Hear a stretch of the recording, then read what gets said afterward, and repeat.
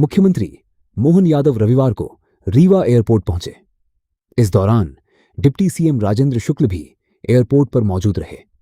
मुख्यमंत्री ने अधिकारियों के साथ वीडियो कॉन्फ्रेंसिंग के माध्यम से रीवा, शहडोल और जबलपुर संभाग में बीते दिनों हुई भारी बारिश से बने हालात की समीक्षा की। सीएम मोहन यादव ने कहा कि बीते दिनों हुई बारिश से इन संभागों में कई स्थानों पर नुकसान हुआ है। वे बारिश और आपदा से उत्पन्न परिस्थितियों की समीक्षा करने रीवा पहुंचे हैं। उन्होंने कहा कि इस आपदा में जिन लोगों की जनहानि हुई है या जिनकी संपत्ति को नुकसान पहुंचा है, सरकार उनकी हर संभव मदद करेगी। मुख्यमंत्री ने कहा कि प्रशासन पूरी तरह से राहत और बचाव कार्य में जुटा हुआ है। प्रभावित क्षेत्रों में स्थिति पर लगातार नजर रखी जा रही है और जरूरत के अनुसार लोगों को सहायता उपलब्ध कराई जा रही है। अधिकारियों को नुकसान का आकलन कर प्रभावित परिवारों तक राहत पहुंचाने के निर्देश दिए गए हैं। वहीं सीएम मोहन यादव पहुंचे गुलाबनगर जलभराव का निरीक्षण कर वापस लौटे एयरपोर्ट जाएंगे भोपाल। खैरा बस्ती में दिखा आक्रोश, बढ़ पीड़ित करते रह गए मुख्यमंत्री का इंतजार। बीते समय में जब यहाँ हमारे रीवा,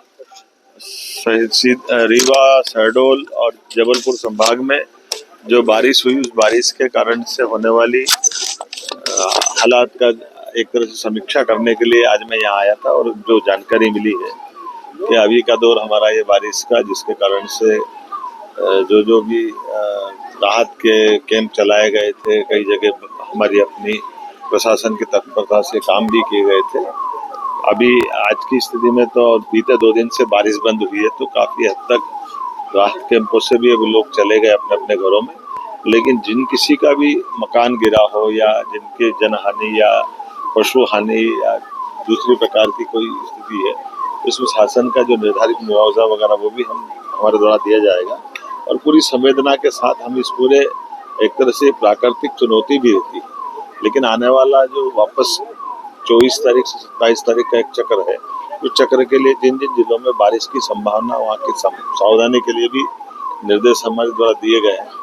और उम्मीद करेंगे कि जिस प्रकार से अभी चुनौती के साथ हमारा ये पूरे पूर्वी मध्य प्रदेश का हिस्सा इससे बाहर आया है, आगे भी हम अपनी सावधानी के साथ प्रशासन की जागरूकता के साथ भविष्य के लिए भी इस चीज़ों में बाढ़ के कारण से कुछ इलाकों में आने वाले समय में क्या सावधानी रखना चाहिए, उसके प्रबंधन के भी निर्देश जारी किए गए।